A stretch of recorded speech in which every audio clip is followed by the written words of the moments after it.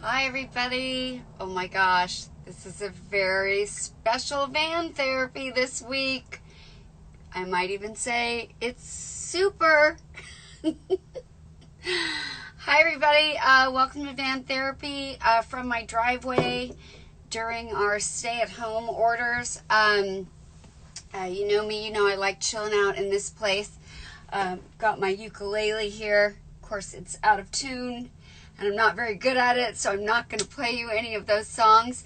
But I'm thinking we should just get right to the most incredible, I'm going to say it again, super guest I could possibly imagine having in my van, virtually or otherwise. I have a feeling that he would like this. I think he's like a beach guy, kind of surfery person. I think he would probably like hanging out in this van. Let me see if I can figure out how to do the requesting thing. That's not it. Okay. You guys know me. If you followed these lives, I'm not. Okay. I think I'm going to get there. I'm waiting to see if this special person is going to join us. All right, I don't see him yet. So, how are you guys? Let's see, what kind of questions have you guys got going on for me? A lot of people, how are you doing with the self-isolating, staying home thing? I've had a couple days that I've sort of felt like I hit the wall. Like I'm a little bit in that space right now because I am alone. And I think I need to put on a mask and gloves and go stand 6 feet away from someone I know, because I just need to see someone's eyes in person. Have you guys been having that problem? Hi, what are people saying? Let me see. I'm scrolling up through the little white things.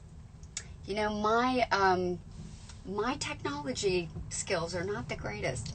Okay, I'm going to see if I can find the most super person in the world. What is my favorite alcoholic drink, which I wish I was drinking right now? If I had to pick just one, I'm going to go with tequila. And I think we should all be raising a glass of tequila right now because I'm about to be very excited. I think there's some fans that are about to be very excited. Yay! I'm very excited. Look at you. Hi, Dave. How are you? I'm pretty good. I'm better now seeing your face. How are you? Well, I'm better now seeing your face. It looks all bright and sunny and flowery and lovely over there. I'm in my van. Oh, okay. Well, that's there. There it is. So I'm outside in my van. I don't even know if you know this about me. So, because I didn't have it when we were shooting Lois and Clark, but I have had this VW bus camper. It's a 1978. I've had it since probably like 2000. So I've had it 20 years, which feels like forever. Although you and our relationship makes forever seem even longer than that. That's right. But Emerson and I used to go camping in this when she was young, and all through her growing up, we'd go all up and down the coast of California. And it only goes 40 miles an hour up a hill. It's just so chill to be in here. So before COVID, I was driving around interviewing like random people in it about life, because I found it to just be a very equalizing place. Like everyone gets in this van and everyone feels the same. Sort of like music and food. Like my van just is that space where everything is chill. So it's great to have you in here. It's wonderful to be here. That van, by the way, just reminds me of Fast Times at Ridgemont High and Jeff Spicoli. Okay. I need to you know what? That should go on everybody's rewatch movies during your stay-at-home time. Fast Times at Ridgemont High. It's a good one. Yeah, that is a good one. Oh my God. Okay, people are saying, looks cute. Love Dean on Fox News. There you go. What is on Dean's shirt? What is on your shirt? Oh, this is a police shirt. It's for the Rafael Ramos Foundation. He was and Wei Jin Liu. They were two New York City police officers who were killed in the line of duty, executed actually. Wow. I'm a reserve police officer. In Montana or something? In Idaho. In Idaho. Well, you know. It's a bordering state. It's close. All this yeah, so I do a lot of things. I do a lot of things with our armed forces and our law enforcement, and obviously I'm a reserve officer, and so I do anything I can to sponsor and help support our men and women in uniform, be it the military, be it law enforcement, first responders, ER, everything, you name it. Those are my heroes. So That's so amazing. that's why I have this on. Okay. It happens to also be the T-shirt I grabbed. Oh, okay. Well, I was going to start. We have so many Lois and Clark fans here from all around the world. Like, it's insane. And I've been getting questions from them. I kind of wanted to start with, how's COVID going for you? Like, how is it? Well, look, I mean, obviously it's a horribly unfortunate situation for so many people. For me, it's not. For me, it's a forced vacation. Right. And I didn't realize how much I really wanted and needed a forced vacation. I mean, I kind of knew, but I didn't really know. Yeah. Yeah. And so for me, it's been lovely, actually. Right. I live in a beautiful home. I have a lot of space here. My dogs. I have my son here. So I'm very happy. Yeah. I don't mind. I'm kind of a homebody anyway, so I don't mind being, sequestered at home. But I do realize what a scary time it is for so many people, Right. and how many lives it's really affecting, and businesses and families. It's affecting and ruining, and so many people are being lost from it. So I'm well aware of that. But I've been really fortunate in that nobody in my family has had the virus, and so we haven't had anything other than some space and some distance. But sometimes it's a good thing. Yeah. Yeah. I'm doing okay too. I'm alone. My daughter decided to stay on the East Coast and finish her thesis. So, They have to write a thesis at that university. Can I say the university? oh yeah, she goes to Brown. They have to write a Yeah. thesis at Brown? Well, why? Why do you say it like that? Well, because Brown, don't they not even have grades if they don't want them? Oh my gosh, you're so funny. Okay. This yeah. is the Princeton guy. I'm It just saying. is the most progressive Ivy League college for sure. I can't believe this is what we're going to fight about. No fighting. No fighting. I'm just asking the questions. No, I know. No, but I was required to write a thesis. That's all I'm saying. No, actually, you have to apply to write one. Like, I mean, if you don't get accepted to even your choice of subject, some people want to write a thesis as part of their graduation thing and they don't even get to. So, How is that progressive? Yeah, how is that progressive? So, anyways, she's there doing that, and but good for her. Yeah, it is good for her. I was really proud of her. She just felt like she wanted to stay in that academic frame of mind. And anyways, so I'm here. She's quite a worldly young lady. She is, Yeah. and doing some interesting stuff. I mean, the fact that she's I know you guys spent that time in Thailand, and Yeah. she's worldly when I was in college, she's got me beat Right. by a mile. She is. She's a pretty incredible, and I feel Well lucky done, that Mom. I thank you. I feel lucky that I was able to give her some of those opportunities. Okay, so you just brought up Thailand. I'm going all over the place. I was going to start with COVID, then I was going to go to Lois and Clark fans, which I know they're excited about. But I feel like we've already mentioned politics. We've already mentioned what you're doing for people, service people. We just mentioned the story about Thailand. And one of the questions that did come up from fans a lot, but I also thought this would be a very van therapeutic kind of discussion to have anyway. So we'll get to the fan questions about, how much did we drink behind the scenes on Lois and Clark or whatever. Depending on the day. We'll get to those. But I think people who follow both of us, that we have very different politics. And I also see a lot of, I see you take a ton of heat on your Twitter for your political views, which I think you do for the most part with grace and class and kindness. For the most part, I like that. Well, that's a fair. Hey, that's a fair statement. And I think two things. I think I'd love to know, how do you process when people are so mean towards you? Really without knowing you. I mean, based on the things you put out there, the things they perceive they know about you. How do you deal with meanness being thrown at you? And then I really want to get to, how are you and I friends?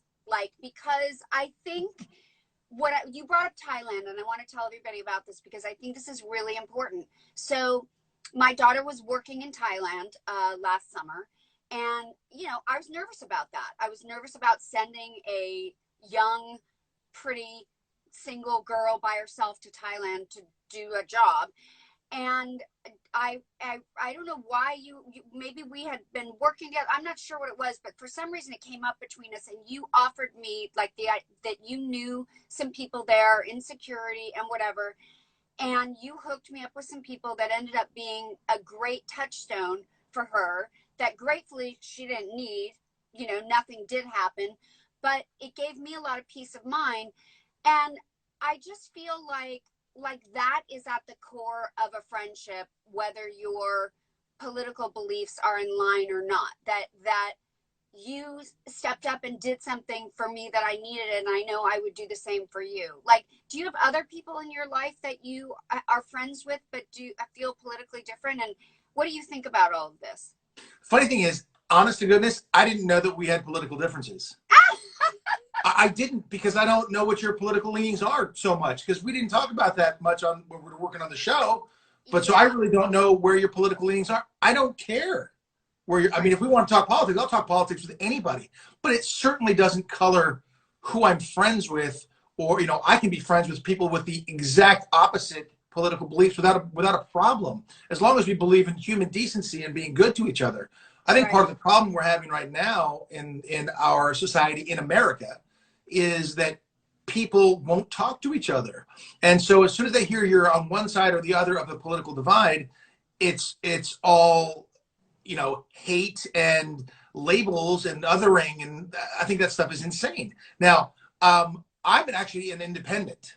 So I'm not a registered Republican or a registered Democrat. Well, then we aren't different, because I'm a registered independent too. But I know we're different because I do read some of the things you support. And sure, we may very well be, but that's policy differences. Yeah. And policy-wise, I'm happy to talk policy with anybody. But here's what I think happens. I think there's 10% of the far left, 10% of the far right. They make most of the noise because they say the most outlandish things.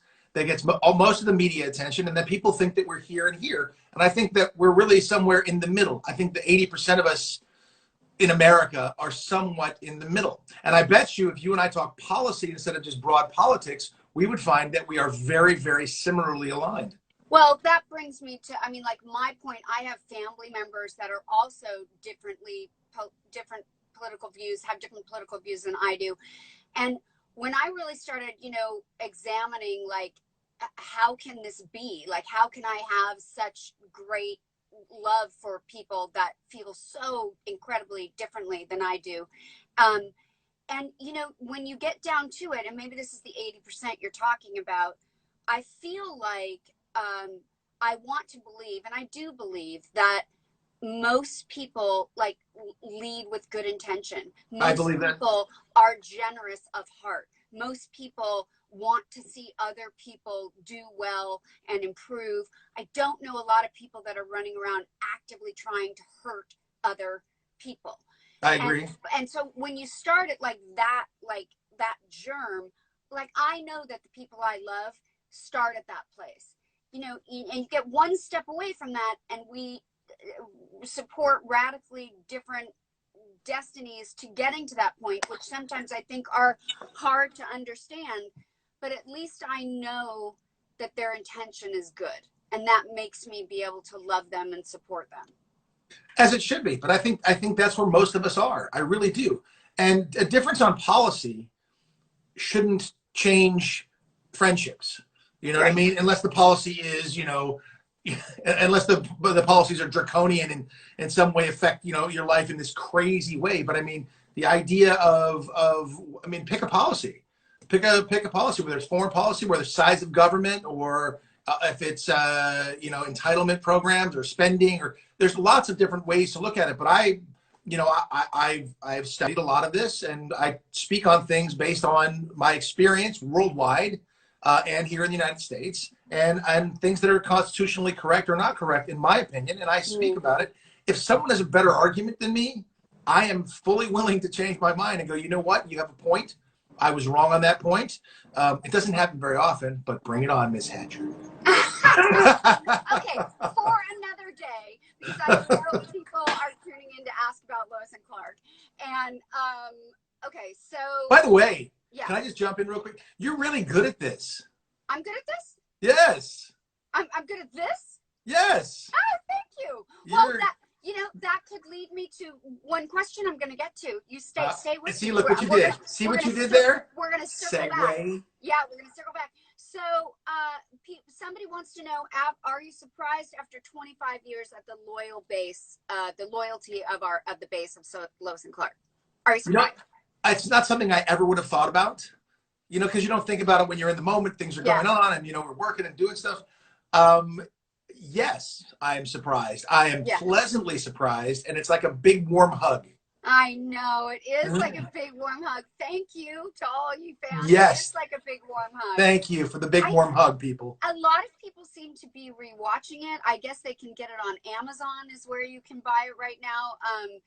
And I get it because it's kind of just like a feel-good hug. It is, right? It is. It is. It's a big warm hug. There's a lot of hugs going on at this time when we're not allowed to hug. Right, you can get that kind of hug. So all of those very loyal fans, a lot of them keep asking about the reboot thing, and I know you've addressed it before a little bit.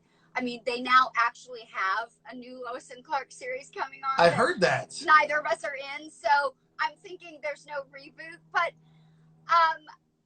never say never. Never say never. Okay. Well, it would have been great to do that. I know we both felt that way. I know for the fans, for them to know from us together, we would have been happy to do that, but it's not in our control. But maybe it's time to start thinking about another thing that we could do together. I would love to. I've said it often and openly. I think you're the best actress ever to play Lois Lane, and you were the #1 Lois Lane of them all. Thank you. So you're a phenomenally talented actress. So I would be happy to. It'd be really fun to do something. We were on the same show. We were on Supergirl, but we didn't get to see each other. We never got to act together. So that kind of leaves. So people, as this is scrolling up, we're the best duo. You have great chemistry. People want to know why we never dated, or why we're not dating, or you were married. There was that part. I was married. I was married. Yeah. Yeah, there was the marriage thing. That does tend to stop a thing, and obviously it's a. Look at me putting you on the spot. What's that? No, for me, I mean, it's because you're married, and we were with others, and that's how that works. But we had tremendous chemistry on screen, and honestly, most of that I think is you, as the lead actress and doing things. I always say that it was called Lois and Clark, but Lois drove the show. You drove all the action, you drove all the things, and it was great. Without somebody's saying date now, guys. Well, that would be hard to do because we're, not in the same. Not in the same. She's in a van for the love. Yeah, I'm in a van. No, but it's like Lois drove the show, and you drove the show, and you were much more experienced as an actor by a long shot, and you carried the show, which was great. And it was lovely, but it wasn't done in a way of like, oh, let's paint this picture of, we're going to do it because she must be a strong, independent woman. She just was. And it wasn't said. It wasn't dwelled on. It was just, that's who Lois is. And I like that. And I think that's how it should be. And without trying to paint the picture, without going like, this is how a woman should be. You could be anything you want to. Lois chooses to be this, and she's phenomenal at it. And I just love that that's who she was then. And even back in George Reeves, if you look back at that stuff, I mean, she was a pretty independent woman, especially for those times. Yeah, and it was without making a big political statement. It was just very cool. She's an amazing character. I think that the franchise of the relationship between really the three of them, Lois, Superman, and Clark, I think it will just go on and get to be played out in, different incarnations over and over. Because I agree, but it'll never be as good as it was in the late 90s. This is my personal opinion. I agree with that. And we did have great chemistry, and we still have great chemistry. I don't know what it's about. I think because we are really different. I mean, I'm way more type A, like uptight. I don't think I get over things as easily as you do. Like, I mean, I'm getting better in my old age. Like, I think I'm definitely better in my old age for sure. But maybe that's why you're just like fun loving and nice, and you just, I don't know, maybe that's why that there's tension, because but that's good. Yeah. It's a good thing. It was good on camera. It's good on camera, and we're on camera right now, and it's good again. Yeah. So people want to know if you have a favorite episode or like favorite behind the scenes kind of memory. Oh my gosh. Well, I mean, there were so many moments in the show. I don't know if it happens for you, but for me, some of the seasons run together, and I can't put them. Oh yeah, in which chronological order. I don't remember what I did yesterday. So. Well, my favorite moment of Lois and Clark was the proposal scene in the rain. I think that was the end of season 2. Okay. Just something about it was so cool, and it was just so lovely and iconic to me. I love that tremendously. Episode, not because I wrote the Christmas episode, but that episode was so much fun for me because of the silliness that was going on. But then that moment of them being together at Christmas time at Lois's house, I loved that one as well. Those are I'll leave it at those two for now, but those were two of my favorite moments. But there's so many. What about all the times we were hanging up in those like this was, guys, this was back in the day when you were doing like flying scenes. We had these very arduous, like very uncomfortable, chastity belt type horrible metal things that we would just hang. And once you get up there, you're up. Too much of a pain to get you up and get you down and get you up and get you down. And, we would just be up there. I mean, I remember really like thinking that there were organs in there that were being permanently destroyed. I remember it was like, because it would cut you in half. Yeah. And like your blood would stay in the top quadrant and the bottom half, and that's it. Yeah. And it was some tough stuff. I'm glad we were in our 20s. I know, right? Oh my gosh, because we work so many hours too. Like I just don't recover like I used to from things, for sure. No. But I will say, during this coronavirus pandemic and this sequestering at home, I feel like 1,000% better and rested. Like I finally recharged the battery, and boy, I forgot how much I enjoyed it. Right. It's dangerous. I may never work again. Right. So what are you doing these days? Like before this all happened? I know like sometimes, I mean, I don't know how you find, I think Hollywood is a difficult, between Hollywood and the press, it's a difficult place to evolve through. Like if you're not, on a show, people think you're dead. Or at least that's happening to me, and I'm not dead. You're definitely not dead. Definitely not dead. And it's funny because in a way I feel like I'm as great as I've ever been. Like I'm in good shape and I'm creating artistic projects. I've got a couple of things that I'm writing and people that I'm working with on stuff.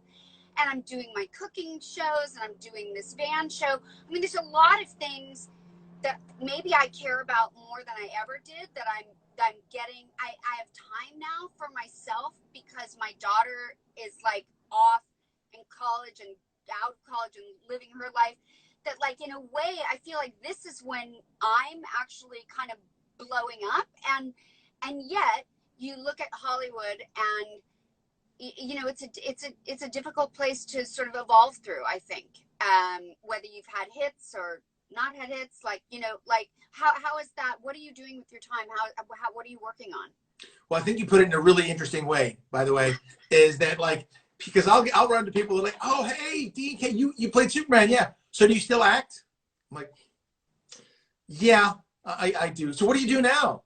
Things like that. Like, now I paint houses. You know what I mean? Right. Like, it's so funny. It's like, of course, but it is true. Like if you're not on a show, they think you haven't done, I mean, but I do. I work more now than ever on a million different things in the same way you are. Because as you get older, things change as far as what's important to you. I wouldn't do a series after we did our show. Mm-hmm. I said no. I would not do a series where I was the lead, because that was incredibly demanding on your entire, there is no life outside that, and people don't understand that. And so I chose other things to do, like, produce Ripley's Believe It or Not and host that. That was a time thing as I was becoming a father. So then once I was a father, I was a single father. So that was tough. And we were sort of brawling. His mother and I were fighting in the court system for custody, and I wanted joint custody. She thought she should have it. Very complicated, ugly stuff, very expensive stuff. And then I had to limit what I did work-wise, because if I was, as an actor, it works against you, because you don't have a normal schedule and you won't be able to pick them up on time, blah, blah, blah, blah, blah. So you should get visitation. Right. No, I was not having that. So I refused to take the lead in any series. I would only take an ensemble, and had to shoot in Los Angeles. And I wouldn't take any series where I was the lead, period. So, and I wouldn't do anything that would be for a film that was more than 3 weeks away. And I'd have to bring my son for part of it, and his mom. Yeah. So it really limited. I chose to limit what I did. And people don't understand, there was a lot of custodial dynamic that went on during Desperate Housewives that I've never spoken about and people don't know about. And, it does color your abilities, and it also, leaves you vulnerable to like people making assumptions that aren't necessarily true. When a lot of it for you is coming from a singular place, which is you're trying to be the best single parent you can be. I didn't really realize that we had that so much in common. I mean, I definitely, and you know what? I'm not for 5 seconds sorry about any sacrifice I made in the direction of what made me the best single mom for my daughter, because she turned out fabulous. And if I have to live with for the rest of my life the brunt of impressions made by some, things that happened, then whatever, then it is what it is. It is what it is. My son is my favorite human being on this planet. I know that feeling. It's incredible. So I would change absolutely nothing, because that's what was important to me. I was making a lot of kids movies. I know you did some kids films and Spy Kids and things like that. And that's the coolest thing in the world. And people are like, why would you go do Spy Kids or whatever? Because your kid thinks it's the coolest thing in the world. Yeah. The other friends can watch it. They can be on set, and it's fun. And so of course you see that happen all the time.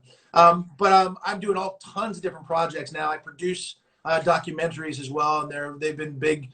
I mean, like, I use my history degree, and I can use some political connections and things that I have throughout the world. And I've met with tons of world leaders and discussed all kinds of different issues, and that's very cool.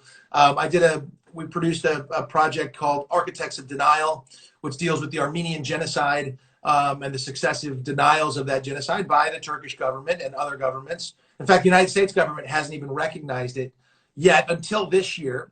The House and Congress, the House and the Senate both passed resolutions recognizing the Armenian genocide. President has yet to do so, but it's something we've been working on for a long time. I've lobbied Congress. I've walked the halls. I've sat in rooms with people with whom I disagree tremendously on politics, including I march side by side with Eric Garcetti and Adam Schiff. That must be really hard for you. Oh, I do it every April 24th. I do it April 24th every year, and I'll do it until I'll do it forever. Excellent documentary. It was a great thing, and I was able to receive the Order of Armenia from the president of Armenia. So I was over there, got that. My son got to meet him and watch that happen. It was very cool. I have a new one out now called Hate Among Us, which deals with the rise of anti-Semitism throughout the world and in the United States. And these are very important issues. Where do we see that? You can see them Hate Among Us is not out yet, fully out.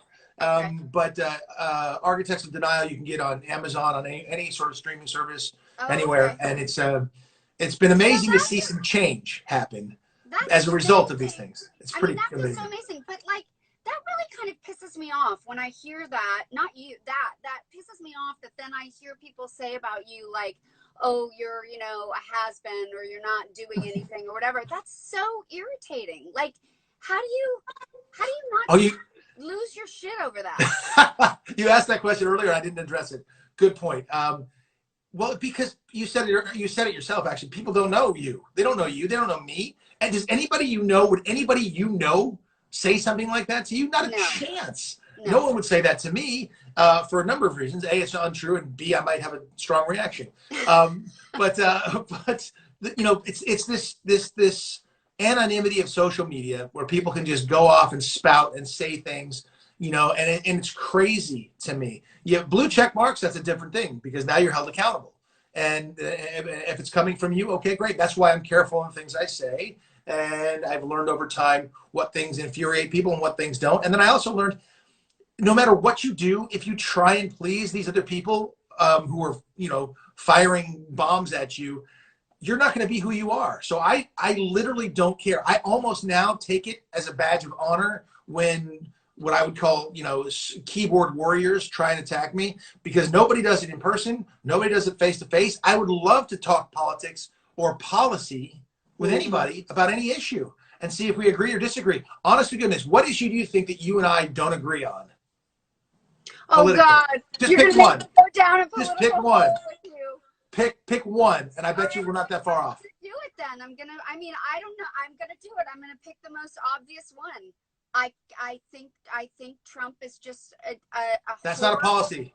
I know it's not a policy. That's just a person. That's not a policy. But it's a policy that people voted for him. That's a policy. But people, are you going to talk? Are you going to say that 63 million Americans don't know what they're doing? I mean, you're talking about a person as opposed to a policy. I'm talking policy. What policy? Now you can love or hate Trump. That's up to whomever, and that's their own opinion. They can do whatever they want. Right. But it's the policies that are important, because it's the policy. We don't march through the streets with, I've seen this happen in other countries where they're marching through the streets carrying faces of their leaders. We don't do that. Right. We change our leadership every 4 years. The most you can do is 8 years there. So we don't do that, but it's policy. Well, I think for me, okay, I'm going to push back a little bit, and then we're going to veer away from this, because this is not a political van, Dean. No, it isn't. It's not a political van. It's not a political van. But I'm just curious. I want to show that we're probably not that far. Here's a good example of two people being able to talk and not just go, "You're an idiot" and "You're an idiot." Okay, so right? No, I mean that was me saying you're. You called me an idiot before. No, and then you say, "Yeah, but that's when you were an idiot." No, okay. Anyway. Okay, so no. I'm going to push back a little bit, because I can't even, for me, I don't even want to get to the policy, because I believe, for me, the most important thing is to have a leader that I could say to my child that I could feel comfortable with as a role model of what a leader should be. And Don't put Joe Biden around your child. I didn't. That was a joke. That was a joke. Thank you. But all jokes have a little germ of truth. I'm a Yang supporter, by the way. So I saw that. I didn't see that. Yeah. Man. So anyway, that I don't even. It's not that it's hard for me to get past that. It's that I don't need to get past that. Like, I can't vote for him because, period. I think he is a horrible role model. The way he speaks, the way he talks to people, the way he talks about people, that can't be, to me, I can't say that is a person, no matter what, that is a person. And so I can't get past that. That's why. Okay, for me, it's about policy. I understand, right. And as you'll see behind me, this is a picture of myself with President Reagan. Okay. Love President Reagan, love the things he said. Most gentlemanly guy I've ever met in my life. Unbelievable. Up there's a picture of me with President Clinton, whom I voted for twice. Mm-hmm. People can argue about his, he's a charming guy, but they can argue about his morality all they want. Mm-hmm. JFK wasn't an angel. Mm-hmm. So I'm not worried about their personal shortcomings. I'm concerned about policy. And what I believe drives the United States of America is the Constitution. So I don't believe that any one person can derail that document, and I don't think they're above it or beyond it. So this president is not in any way, shape, or form. I think he's going to win in a landslide in November. I think it's going to be shocking to a lot of people who don't like him personally. But it's the policies. It's the policies that make the difference, and that's my opinion, and that's what it's been. And so again, I don't think there's a. Can you name a policy that we disagree on though? That is a big policy issue. It's just one policy. I'm not going to do this with you. What? Any policy. Pick a policy. No, no, only because I just. You just want to pick. You want I want to pick. Like I'm not going to. Like, Teri doesn't want to talk about this. Okay. Oh, I didn't get the. No. I wasn't reading the comments. I should No, have you read can them. read the comments. I should have read the comments. And Teri doesn't want to talk about it. Okay. Somebody says, "Okay, kiss and move up, kiss and make up and move on." Mwah. No, But mwah. there's nothing to make up from. It is. I will tell the audience one other thing. There was a time a while ago that I emailed Dean. This is again to just talk about how nice you are, because I told some of my friends this too. I emailed Dean and I was like, I just don't understand how you can support Trump. Like, could you just explain it to me? And you sent me quite a essay on policy. I wish I could pull it up right now. But the point is not really to stick on the policies and the American government, but is to say, once again, you must have taken a serious amount of time to, in an eloquent way, try to demonstrate to me how you felt and the theories behind it and whatever. And my takeaway from that was not about agree, disagree, argue back with you, not argue back with you. I was impressed with, like, wow, he really took some time. He took some time to, like, answer my question and in a nice way. And I thought that was beautiful. And I recognize that as you as a person, and I think people should know that. But so, okay, Thank you for that. Now we're wrapping it up with the more fun questions, which are. We're wrapping it up? How long was it supposed to be? There's no. I mean, you're in a van. I am in a van. What's time mean? Jeff Spicoli spent years in a van. And it felt like moments. Oh, God. And people say Dean is amazing. That one's true. Yeah. Dean is amazing. Yes, Dean is amazing. Okay. What is the funniest thing about you that people don't know? Like, what's it like? I'll give you an example of me. My daughter says that I make the worst smoothies in the world. And she says I make the worst. I used to make smoothies before we would drive a half an hour to school when she was in high school. And my eating sometimes, I mean, I love food and I go all over the world to great restaurants and I love good food, but I also will eat stuff that's just because it's healthy. Like, I don't really care about. So in my smoothies, I would put like fish oil and like, I don't know, flaxseed and whatever stuff. And I couldn't, to me, it didn't bother me. To her, she would like take one sniff and just be like, So now whenever she's home and I make smoothies, it's always like, yeah, I think I'll pass on the smoothie. So I think I make really lousy smoothies that are probably very healthy. All right. So what's kind of a funny, weird thing we wouldn't know about you? Gosh. I don't have one. You don't have one? No, this is it. Okay. I don't know. I can't sing at all. Like, oh, really? I can't. You have a wonderful voice and you can sing. I can't. It's so bad. I tried out I didn't want to. My buddy wanted to try out for my brother's band in high school. And he's like, dude, you got to do it too. You got to do it too. So like an idiot, I tried it too. And it was Freebird, for the love of God. Why? Wow. Freebird. Wow. But I got the first like 3 or 4 words out. And I guess I was so nervous and had the super vibrato going on that the entire band just broke down in laughter and it was over. It was over. It's just is not something I have. People want you to sing now.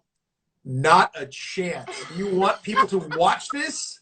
Do you want the dogs to howl? They want you to sing now. No. Yeah. It's not it's not a good thing. It's not I wouldn't even know a song to sing. What's your favorite go-to cocktail? Oh, wow. So it's going to be a cocktail. It's not like a glass of wine or it's a cocktail. So, I mean, I love a glass of Chardonnay. I mean, I'm a Chardonnay drinker. I know. Okay. I roll into a bar with I'm sorry? I'm a Sancerre drinker. I think it's a little less oaky. Do you like Sancerre? I do, but I like the oak. Oh, you do? So it depends. Because I've had a home in Spain for the last. Look, another thing we're different about. Likes the oak, doesn't like the oak. But see, that's beautiful because then you'd have your one, I'd have mine. We'd be golden. I have my bottle of Sancerre. You'd have your bottle. We'd just be like walking down the beach with our own. I was kind of thinking you'd have your fridge, I'd have mine, and we'd have our own little cellars going on. I've had a home in Spain for 20 years. Okay. And so every summer I'm there, and the summertime, it's so hot there and it's, you know, beautiful and beachy that I stopped sort of drinking red wine and I would go to white because it was light and refreshing and lovely. And that's kind of it. So when I drink cocktails as well, it's kind of, I go for the light refresh. So if I'm gonna have a cocktail, it'll be something like if it's I can't drink whiskeys. I'm terrible. Like my dad drinks Jack Daniels. We'll go into a bar. We'll go up to the bar. He's like, Jack rocks. And I'm like, Chardonnay, buttery. And he's just like, who are you? Go, don't sit next to me. Go over there. You know, so, but I'll have like a vodka soda, and like a ginger lime aid. Like this is ginger lime. Oh, light, lovely. That's sort of a Moscow Mule you just described. It is, but it's way less sweet. Or like a gimlet or something. Yes. It might be, because now you've got me beat. I don't even know what a gimlet is. Oh my gosh. Like a gimlet can be gin or vodka, but it's a little sugar and mint. And then like the, you know, like the sort of gingery kind of. I like that ginger. Yeah, vibe. You like that. Yeah. I like tequila. I like. Okay, I was going to get to tequila. Okay, go ahead. That's my next one, which is like a Don Julio 1942 on the rocks. That's one of my absolute favorites. On the rocks. Yeah, that's good. No hangover. No hangover. Don't even need a lime. Doesn't need anything. No, it doesn't. Barely needs the ice. It actually doesn't need the ice. Yeah, it doesn't need the ice depending on where you're. So we agree on that one. We can agree on Don Julio 1942. This was a great Super Bowl thing. I imagine that you do big Super Bowl parties, right? Well, as a Niner girl, you were probably very excited. Yes, I have the family around the house. That's grew up loving Super Bowls, and so anyways, now I just have them at my house, and whoever's over. So I did this one year, and it was such a big hit. I started doing it. I got all kinds of really great tequilas and had them in brown bags. Okay. So you couldn't know which they were. Nice. The blind taste test. Every quarter break, like so every quarter, everybody had to take a new tequila, not to shoot it, but just to like sip it for that whole next quarter. And then by the end of the game, you had to vote on what your favorite tequila was. It was a really fun game. Can I ask a question? Can you come next year? Yeah, and also how big? You didn't specify how big the glass had to be. Or how small? Just a little tumbler type of glass. I want one of these. Oh, okay. I want one of those. Times 4, that's a lot of tequila. We'll have to roll you out of the long game. Super Bowl party. It's a long game. And there's a halftime. The halftime is forever. It's its own thing, for sure. For sure. A lot of people watch just for the halftime. I like that. Did Don Julio win? Or did you not pour Don Julio? Oh, no, I did pour Don Julio. Okay, I want to come to the party. What might have won was that the blue and white bottle. I know it. Is it something azul? It is. Azul, of course, means blue. Yeah. In Espanol. That might have won. I'm not sure. That's nice. I have a bottle of that here as well. Yeah. Although I prefer the 1942, which also has a great bottle. Yes, it does have a great bottle. Casamigos Silver is also. On Desperate Housewives, I used to give the crew 1942 like almost every week. Not the whole crew, but like the camera truck, which involved on Friday nights, I'd go in there with alcohol and we'd drink. Well, that was that's what people don't understand is that you can't. There's no other time. You have to do it on your Friday nights because you're not going to go to a bar. You're not going to go somewhere, and you're so happy to be done with the week that's your party, having a couple shots of tequila and go home and go to sleep. That was some good times. That was really good. Okay, so we're going to have to do this again because I see a lot of people saying the Teri and Dean show. Maybe that's what we need to do. Maybe we need to do a talk show. I'm fine with that. I think it could be really interesting to have people who are, I don't know that we're that different. I think we're actually, I love that we bond over the single parent thing. And I know our families are important. I know you do a lot of taking care of your family members, as do I. But I think it's interesting, even if the show isn't political, just like how you head at it and whatever. We should do a talk show. That's what we should do. Let's put that out there into the universe. It's out there. You just put it out there. We just did it. It's done. That's how it happens now. So people are saying you're super, comma, man. Yes, you are. You're Superman. I don't mind that never goes away, by the way. I know. It won't ever go away. I mean, what could you be called that's any better than that? Yeah, nothing. I don't get that. I get nothing. You get Lois Lane, you get Susan. I get Susan. Right. It's pretty. You get that lady in the van. The lady. Hey, you're that lady in the van. But that's a funny thing. That's a really interesting point, though, because for me, it's mostly Superman. I get that all the time. Sometimes they go Ripley's Believe It or Not, or they'll go Scott Peterson or some other role that I played. But I realized that right after we were doing Lois and Clark, a few years afterward, I did Ripley's Believe It or Not. And I was used to have kids or people going, hey, you're Superman. And I was in Atlanta, and I was going to work for TBS. I was coming in there to do some stuff for Ripley's. But the kid goes, hey, and I was ready for it. I was like, here it comes. And he goes, hey, you're the guy from Ripley's Believe It or Not. And I was like, oh, my gosh.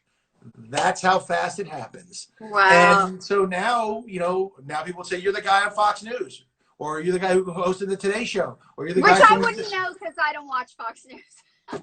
You watch the Today Show. I hosted that a lot. I do watch the Today Show. They're fun. Yeah, you do. Yeah, and you're very good with them, and you're fun. Great. It's because you're like personable, and you don't. Okay, I am going to circle back. There we go. I'm circling back. I'm circling back because I need to know this for me. You are much better at, and I know you touched on it, you're much better at navigating the attacks and what people think of you and I think than I am. That's a great question, a great point to make, because so many people get attacked. But I'm sorry, go ahead. And so I know you sort of said it comes back to you feel like you know who you are. The people who know you don't feel that way. But where does this come from? Like, where do you just... Is it just that your belief, your security in yourself, that you can weather, how many people say mean things about you? I think that has a lot to do with it, to be honest. I think a great big deal of it was, a big part of it is that I grew up with such a supportive family. Mm. I had my parents, my dad who adopted me when I was 4, and my mom, and they would do anything and support me. They were at all my games. They supported everything I did. And so I felt completely supported. I felt like I had that security behind me at all times. And as you go through life, you have your ups and downs, and you have those moments of doubt, and you have these hurdles to overcome. And at this point, 53 years old, I've overcome a lot of those hurdles, and I've been through a lot. I'm pretty comfortable. I've always been comfortable in my skin, and I've always been comfortable with who I am. So when someone attacks me like that, I mean, they attack. Listen, when I was playing football in high school, they would attack me, for not being that good, or not being this, or he's not all, even in college, or whatever it is. So no matter where you go, there's always going to be the people who are shooting slings and arrows at you. And I don't let it affect me. I just keep going forward. I'm a very persistent person. Like I will, yes. That's the thing. And that persistence is, I think, the most important. I'm an optimist, but I'm persistent. It's much harder for me. It's much, I really get knocked down. I take it really personally. I get knocked down. I think most people do, and that's unfortunate. It's something I work with my son. I go, watch this. I showed him before. I was like, you think your dad's pretty cool, right? This when he's younger. Now he doesn't think I'm that cool. Now he doesn't think you're cool. But when he was younger, and I go, watch this. I'm going to say something on Twitter right now that some people aren't going to like. And I go, watch what happens. And I said, blah, blah, blah, blah. Here's what I think. Boom. And it started. You idiot. You suck this Superman. I mean, stuff, complete non sequiturs. And of course, they're going ad hominem and doing nothing that has anything to do with the argument. And my son was just watching it. And I go, do you see my reaction? I don't take any of this personally. I don't know any of these people. And they're just spewing hate. And it doesn't hurt me. So I want you to develop that skin around you, because it used to be back in the day. That everybody had anonymity. Now nobody has anonymity. Watch this. Oh. It's my dad. Oh. Hey, Dad. Hi. Can I call you right back? I'm doing an Instagram live with Teri Hatcher. Is that your parents? Say hi to Teri, Mom. Here, say hi. Just yell hi. Hey, Teri. Hi. Nice to hear your voice. Okay, that's it. I love you. I'll call you back. Bye. You know, I always remember your parents being lovely, and your mom was so beautiful, and your dad, like, just so gregarious and talented, and both of them were just lovely. Yeah, you do. You come from good stock. Um, so I, yeah, I mean, I'm definitely better as I've gotten old. I think there's been acceptance that has been a beautiful thing for me to finally achieve in myself. But that whole hater's gonna hate it and uh not taking it in. I think that's a thing people struggle with, not just me. And I think it's inspiring to know, like, that yes, if you had a great family background that gave you this support system, that's great. But for those of us who maybe didn't have that, I think you have to give it to yourself. You have to just get deep with yourself and understand that you are a good person with good intentions, who's loving and kind, and not take it in, not take in the hate. But it's hard. People love to sling the hate. The only place I've seen worse than Twitter is I play Call of Duty with my son online. And Okay. I cannot believe the words that are spewed forth from these people, things they would never These are say. strangers within the game, right? Within the game, you're on headsets, you can hear them, you're talking, you're playing Yeah. the game. And in the Okay. game, they tell you how terrible you are, how you should delete your account, you suck, you're trash. And then but then all of a sudden it becomes these other attacks, and you're like, they don't know who they're talking to. They don't know what it is. But that weird attack thing is weird. It's like I go, does that make them feel better to yell at somebody? Oh, you're terrible. You're bad. You're trash. Like, does that make you? I don't understand how that would make you feel good, or how that does it help build you up, or what does that do? It does. I mean, it does. People that say mean things about other people are doing something to make themselves feel better. I mean, where else could it come from? Like, but what a tragic existence. Would you have any interest in saying mean things about other people if it wasn't to do something to make yourself feel better? I mean, it you know, what, you just feel like the world needs to know or something like that's. I'll tell you what, though, I play Oculus Quest. Like, okay, yeah, sure. Yeah, with the virtual reality. Yeah, so I mostly play Beat Saber, which is a game you play by yourself, and I play sometimes racquetball and ping pong, which you can play with strangers. But I started playing poker. I love playing poker, so I started going into the poker place. Poker's fun. And wait, Oculus Quest is a poker room?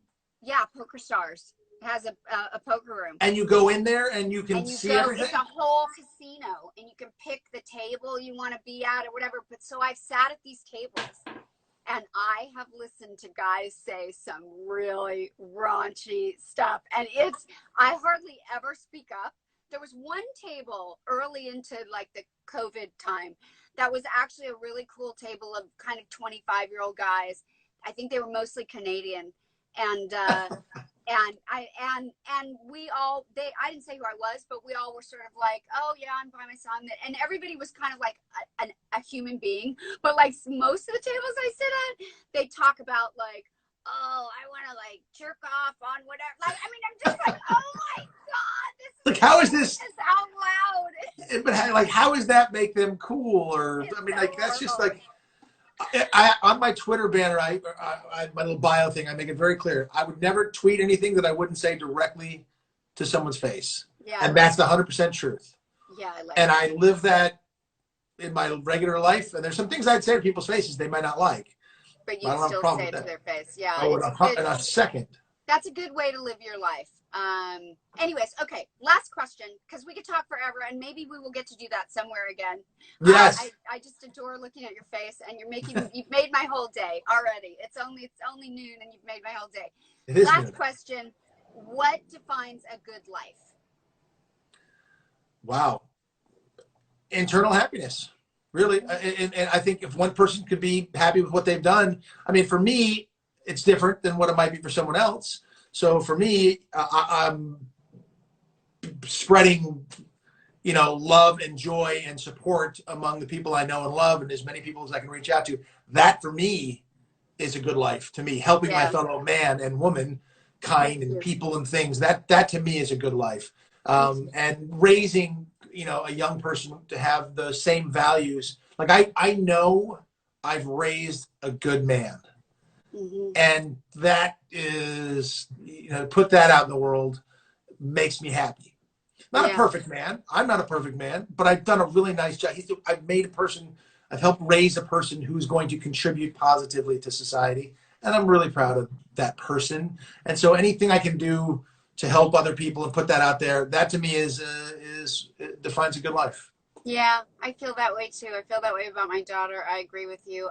People are saying like same time next week, thumbs up. That we made people's day. Well, you guys made our day, just giving me an excuse to be able to talk to Dean. I like it. I'm very happy to sit here with you in your van. Oh, thank you. And so have a wonderful day, Dean. I hope we get to talk soon. And thank you for joining me in my van. Thank you, Teri. I've always wanted to get in that van. It sounds wrong, doesn't it? It does sound wrong. It does sound wrong. I always wanted to get in your van. It sounds There it is. it sounds wrong. That sounds wrong there. All right, lots of love to you and your family, and lots of love to everybody out there and all the fans. Thank you so much for joining us. See you soon. Bye.